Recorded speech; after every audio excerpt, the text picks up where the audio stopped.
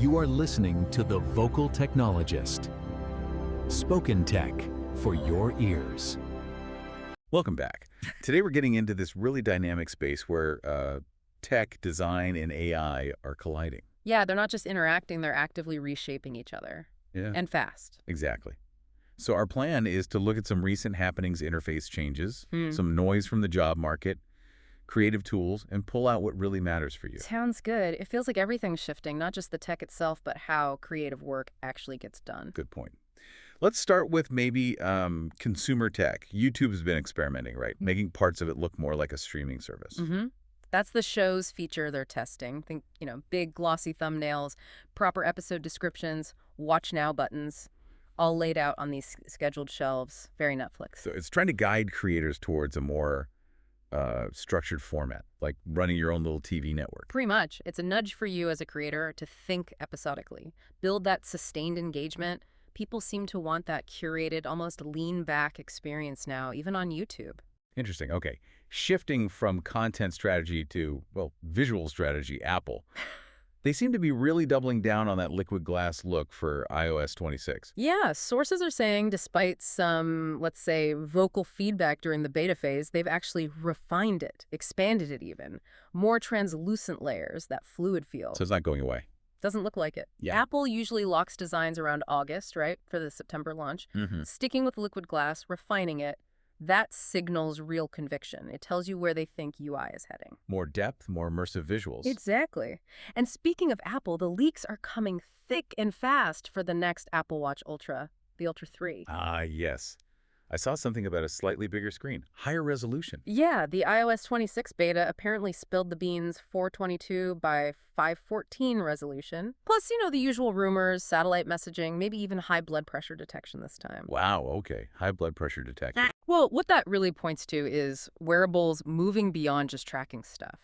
It's about active health insights, maybe even intervention right there on your wrist. Right. The better screen just makes that info easier to see and, importantly, act on. Makes sense.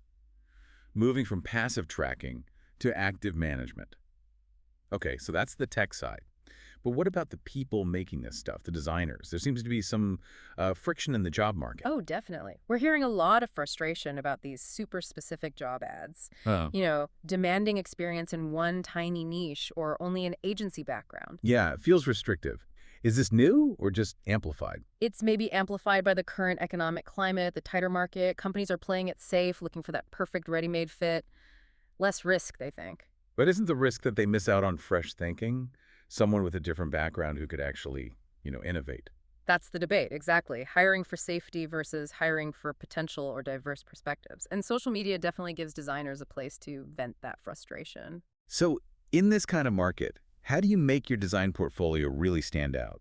What actually works? Look, it's got to be more than just nice visuals. Your portfolio is your first interview, essentially. It needs to show, not just tell. Show what specifically? Your craft, obviously great typography, quality assets, but also subtly your thinking, Wow. your leadership style, how you solve problems. It should answer questions before they're asked.